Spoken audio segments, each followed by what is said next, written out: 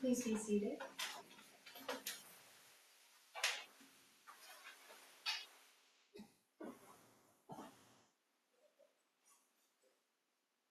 Great. Heart of Perfect Wisdom Sutra. I will escape from sorrow, Bodhisattva, when deeply practicing Prajnaparamita, clearly saw that all finer aggregates are empty, and thus relieved all suffering. Shariputra, form does not differ from emptiness. Emptiness does not differ from form. Form itself is emptiness. Emptiness itself form. Sensations, perceptions, formations, and consciousness are also like this.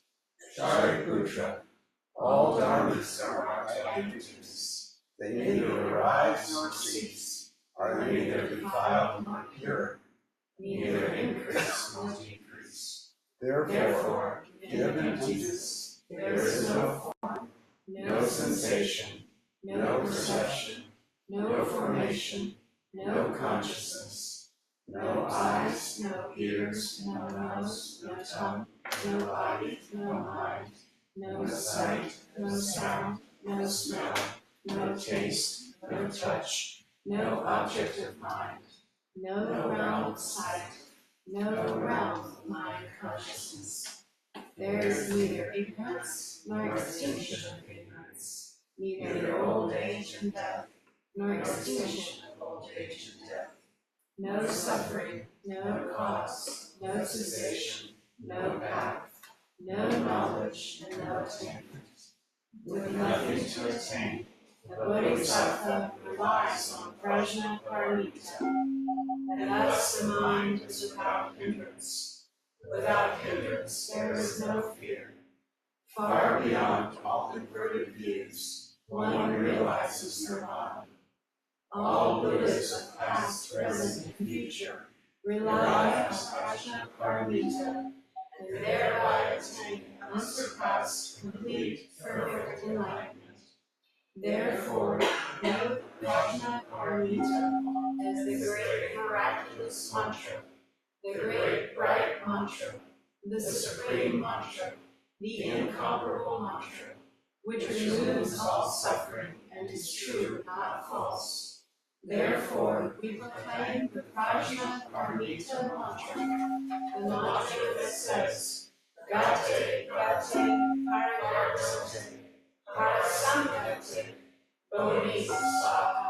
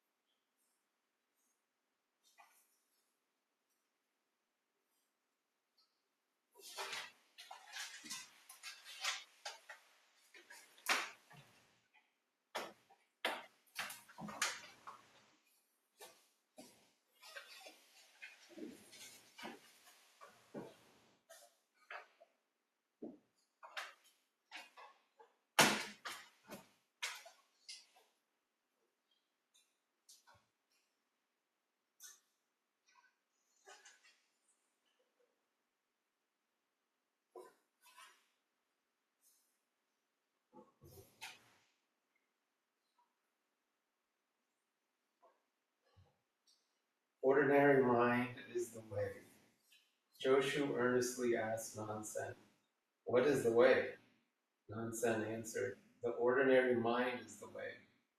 Joshu asked, "Should I direct myself toward it or not?" Nansen said, "If you try to turn toward it, you go against it." Joshu asked, "If I do not try to turn toward it, how can I know that it is the way?" Nansen answered, "The way does not belong to knowing or not knowing. Knowing is delusion, not knowing is blank consciousness. When you have really reached the true way beyond all doubt, you will find it as vast and boundless as the great empty firmament."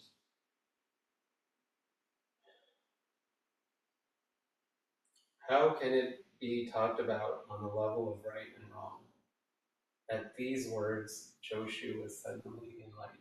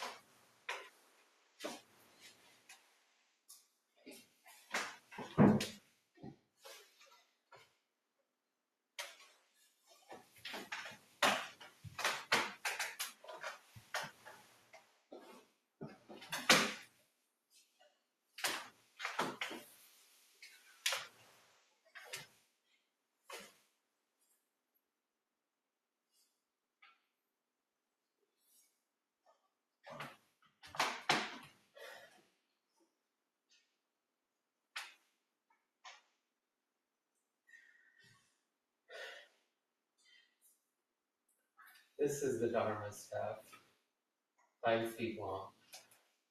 Once a black snake on top of Vulture Peak, it became a Udambara flower at Shaolin Temple. It burst forth the 5 petals of Zen. Sometimes it is a dragon, swallowing heaven and earth. Sometimes a Vajra sword, giving and taking life. Now it is in my hands, though just a mosquito biting an iron bowl, I cannot give it away. Dragons and elephants, let us call forth the Dharma. Give me your questions. We will have the opportunity to ask our head student questions in the following order. Former head students, then council members, then other participants of the assembly. Now hear the head student.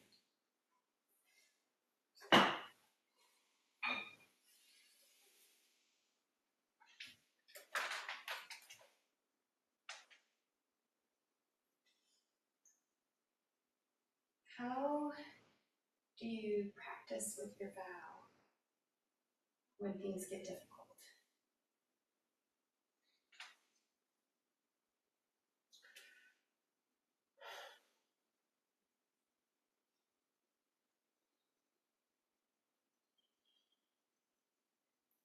The times that I find my vow are the times when it is difficult.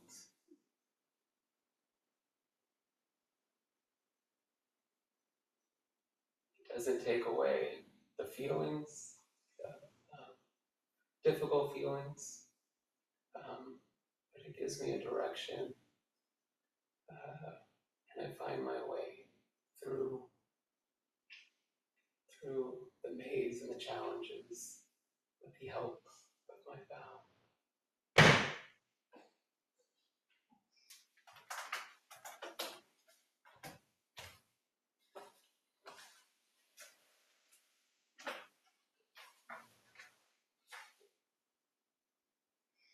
Head student Jess.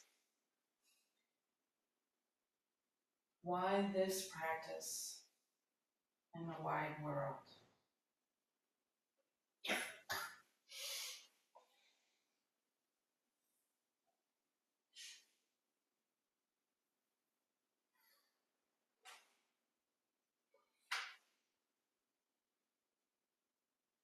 I'll say that in honesty, I don't know all of the things in the wide world, but this practice, it found me.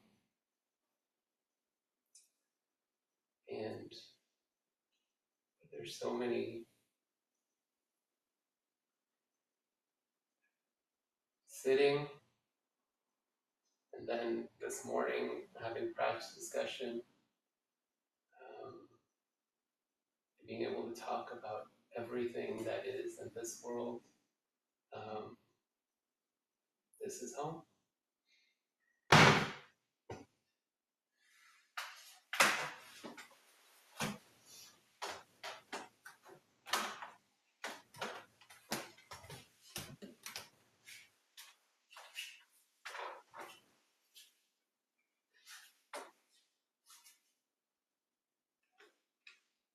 Dear Jess, so you were reading the poem. So how do you live on that in your life and not knowing and knowing?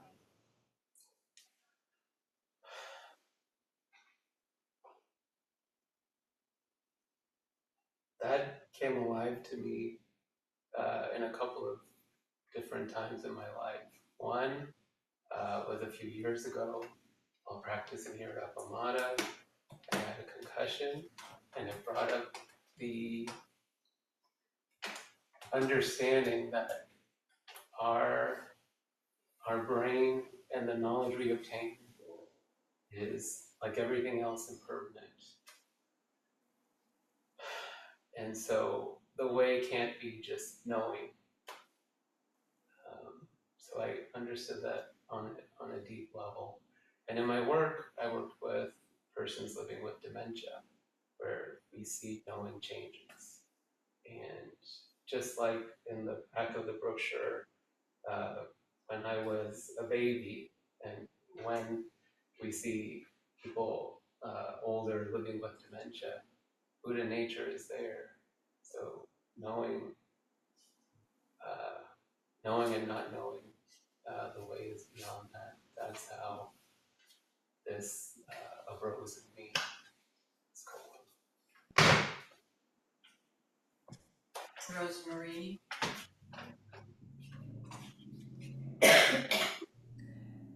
Head student Jess. The Shinshin Ming says to us, the great way isn't difficult to those who are unattached to their preferences. How do we practice non-attachment to our preferences without rejecting them?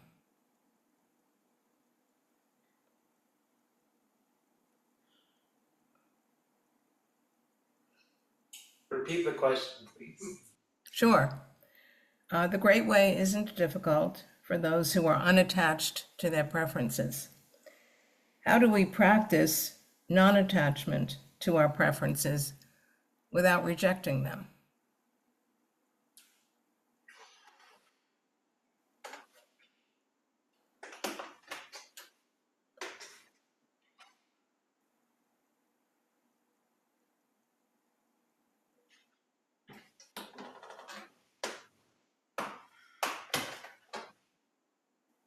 What comes to mind for me is the five skandhas, that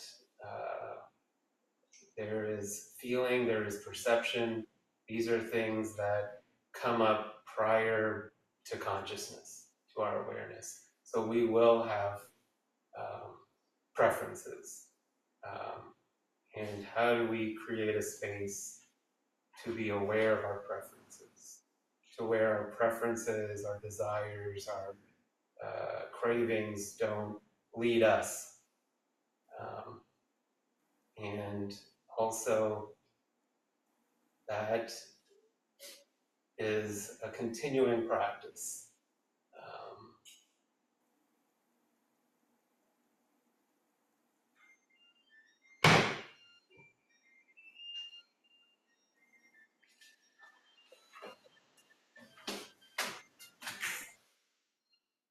Shuso, we just chanted the Heart Sutra when we spoke of emptiness and form. How should I practice with emptiness in a world full of forms?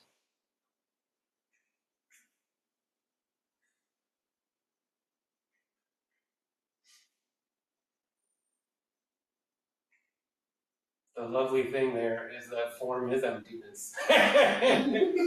So in a world full of forms, we can see how everything is impermanent, everything is changing, and not one thing has a fundamental nature in itself. That all of this is fluid, and that underneath that there's really not a thing to hold on to. So you're in a great place to practice emptiness in a world full of form.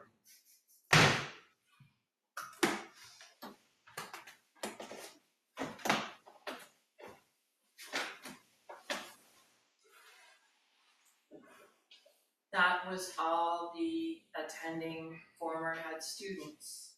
If council members would like to ask questions, they may now.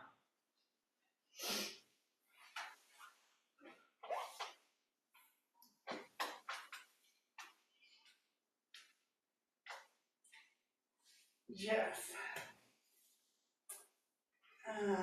you've chosen to study joy during your period as head student. Have you changed the way you relate to joy or how you experience joy? And if so, how?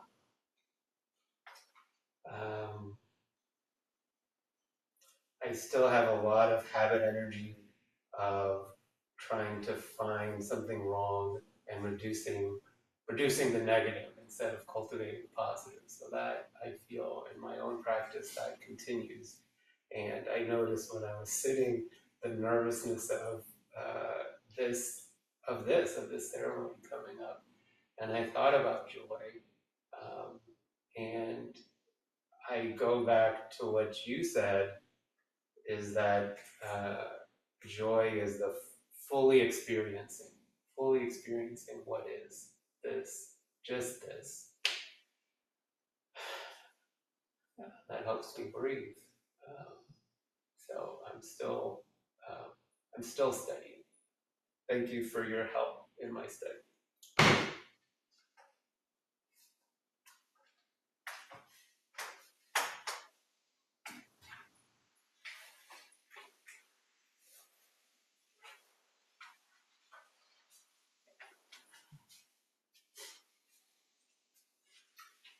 Jess, while you've been head student, you have offered yourself to have tea with other members of the Sangha. I wonder how this experience and other experiences of the community have enriched your practice or affected it. I realized how not alone I am. Two, how similar all of the challenges and struggles that I face, how similar they are in the community. And I'm so excited to connect deeper. So that was a joy and a relief and something I wish to continue to cultivate.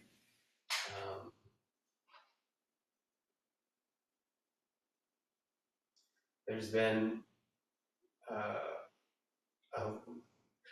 periods, and I would say probably long periods, where I would come, I would sit, I'd listen to a talk, and I'd leave. And being able to talk with, other Sangha members, that deepened my practice.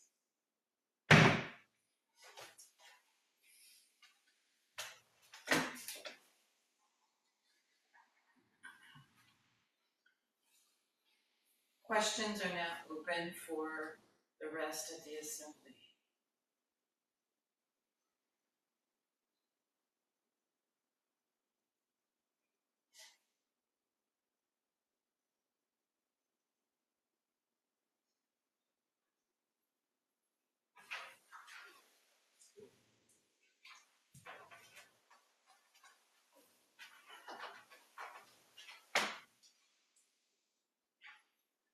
Jess, how have you been able to take your practice to others who are not part of our Sangha?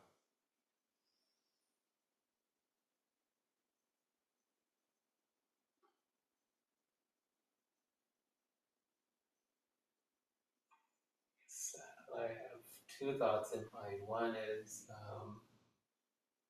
with the introduction to Zen, we were able to, with people who haven't been here, haven't been here a long time, to be able to offer the introduction to Zen.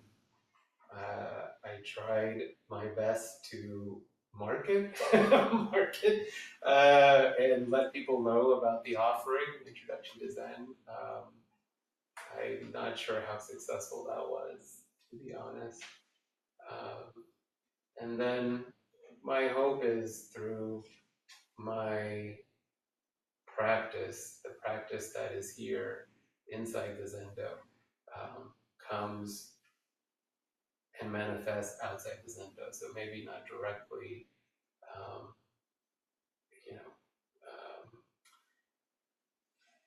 not directly practicing Zen with others outside the Sangha, but hopefully the spirit is there.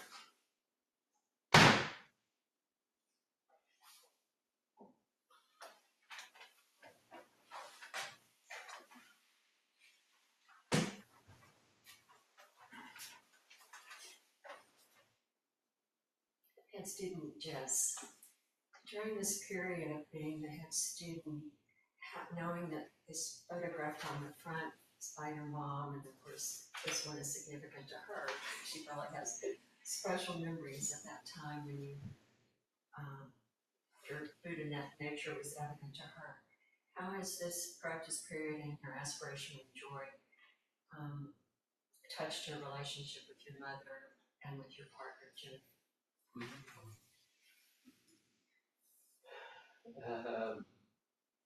Well, perhaps after the ceremony we can check in with them. About that.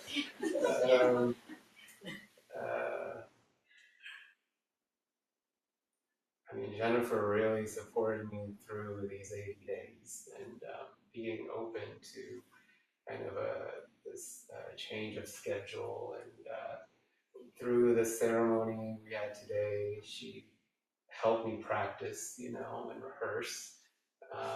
So she's been a real support to me, and that touched me, So I hope maybe. I guess I'll say, yeah, that touched me. Your support and with my mom. I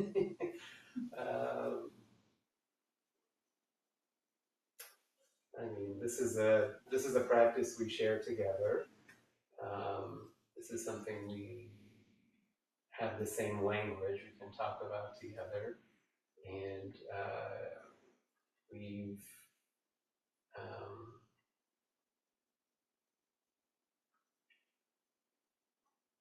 and as a mother, she's always worried about me and where I'm spending my time and is this too much and all of that. So we're able to talk about that, and yeah, I'll look forward to hearing from them too. We have Leah online.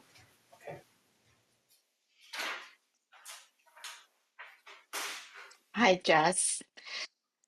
During this practice period, you and I had been talking about vow, and I find that I easily forget my vow when I'm in a reactive or survival state. How do you remember your vow in that space?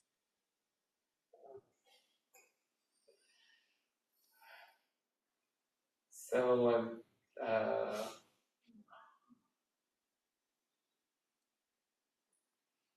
there's our vow here in our mind, and then there's our vow here. And Jan Chosen Beige says that, like our first vow is our vow to life, that we eat without having to remember it. We eat and we drink regardless of we're having good days or bad days. And Okamura says the vow comes from our deepest place. So there's going to be times where we maybe don't cognitively remember our vow. Peg says we can't even put words to vow, that it comes from that deep a place.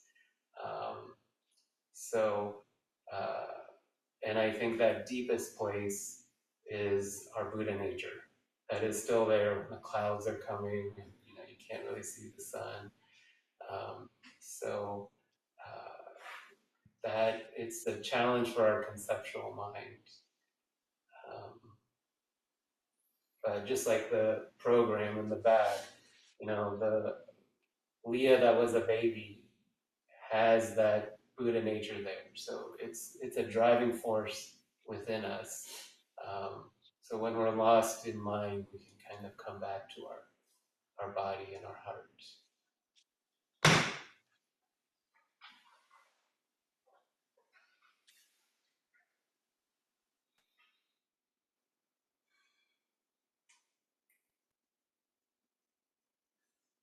Would anyone else like to ask a question?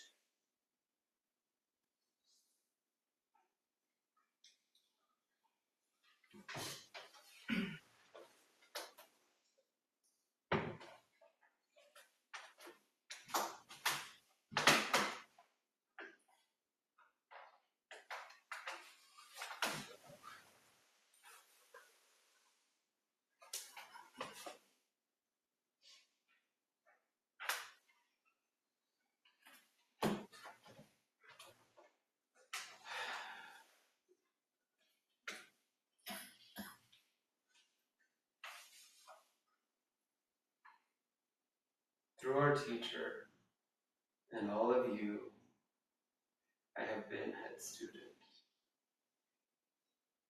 I'm deeply grateful for all of your help, but I am not worthy of it. Please forgive my mistakes, which fill heaven and earth, leaving no place to hide.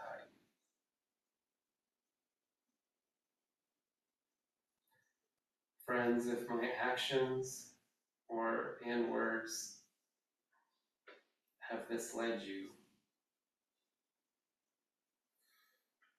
please wash your ears with the pure sound of the present, and please continue your practice.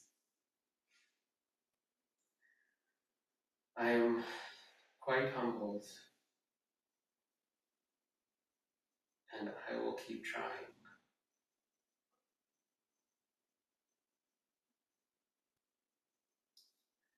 I will practice more diligently. Thank you very much.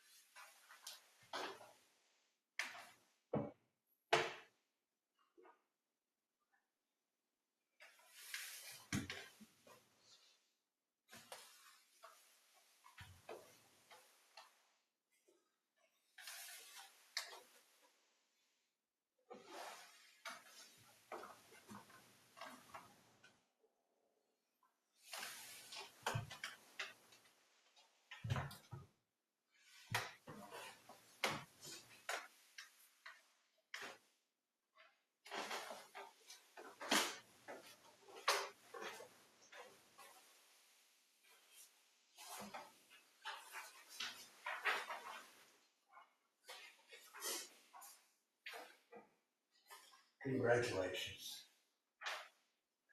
When we first talked about Jess becoming head student, he wasn't eager to say yes. It wasn't a matter of not feeling ready. He never said that, but simply that his life was already very full. We had a long conversation. I shared that one of the key challenges as lay practitioners is not to clear space for practice, but to weave Zen into the fullness of our lives. Jess said he'd think about it. I quietly crossed my fingers, knowing what a dedicated and sincere practitioner he already was. Later that day, he texted me with a yes. But that wasn't the last time he said yes. Somehow, despite a full-time job, a part-time job, time with his partner, and all the demands of everyday life, Jess has shown up with remarkable presence and generosity. He's offered Dharma talks, taught introduction to Zen, helped orient new people, and done it all with humility and heart, without trying to erase the bar for what it means to serve as head student. Congratulations, Jess, on all you've offered. You've inspired us by how fully you've met this role, and we look forward to your continued presence at Apamara.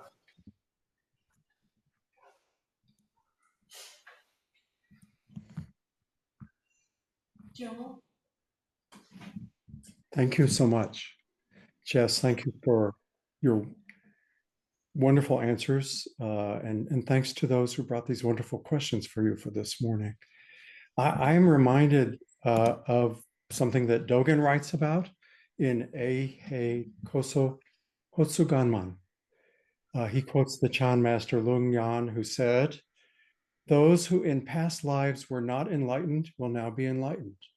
In this life, save the body, which is the fruit of many lives. Before Buddhas were enlightened, they were the same as we. Enlightened people of today are exactly as those of old." And Dogen adds, Buddha's ancestors of old were as we. We in the future shall be Buddhas and ancestors. And I'm reflecting right now on how the way you speak, the way you move, the way you model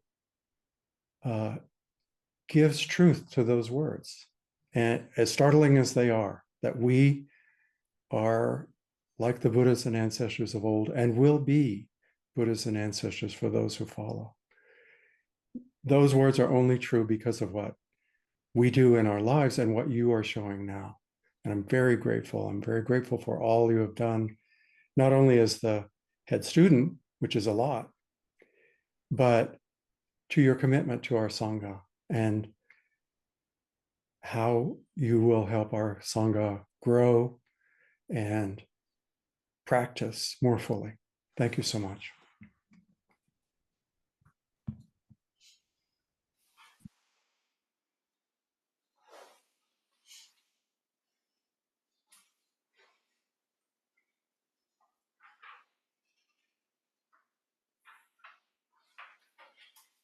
Oh, others can offer congratulations. Yeah. Anyone else want to offer congratulations? I would. Congratulations, Jess. Your presence here has just been so refreshing. I love the way that you come forward so wholeheartedly and informally and non-judgmentally. It's been really lovely. Thank you so much.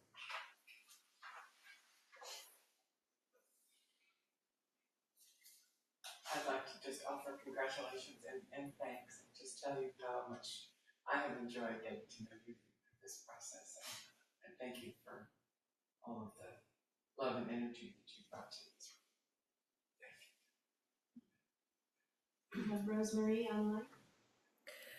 Jess, thank you so much for your presence during this. It was an opportunity for me for all of us to get to know you and your down to earth way, your humble way, and in your talks, bringing others to be with you and sharing that spot with others was a gift to all of us. So thank you for all that you did. Congratulations. Yeah.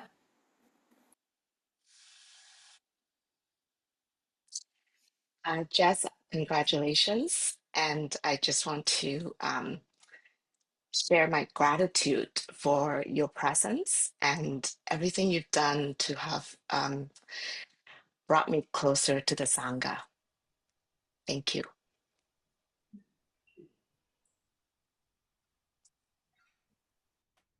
Elizabeth?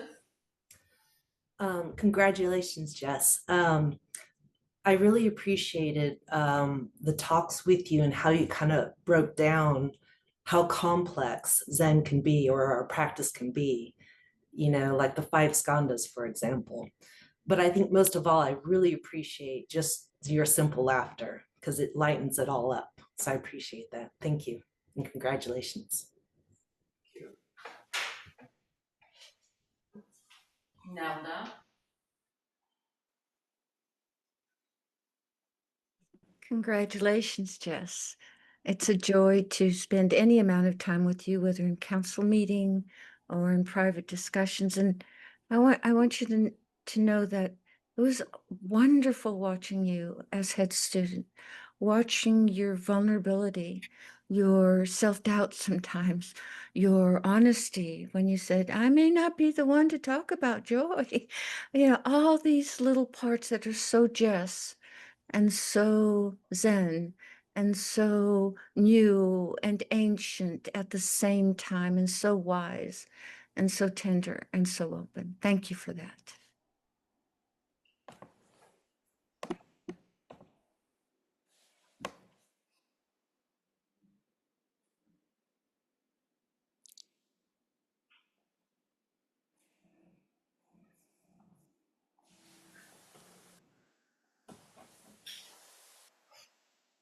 We offer the merit of this ceremony for the welfare of all beings everywhere.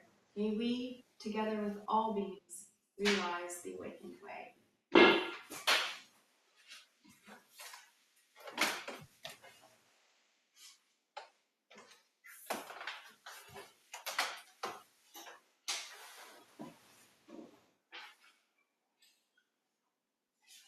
Bodhisattva vows.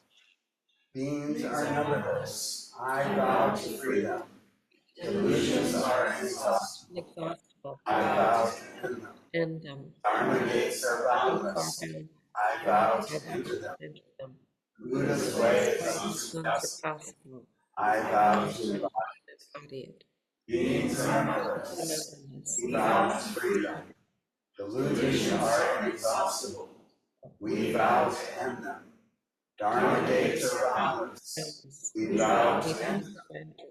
Buddha's way is unsurpassable. We vow to embody it. Beings are numberless. This vow frees them all. Delusions are inexhaustible.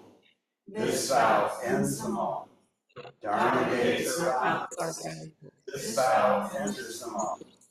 Buddha's way is unsurpassable. This vow embodies it. Please join us for 3 vows from your seat.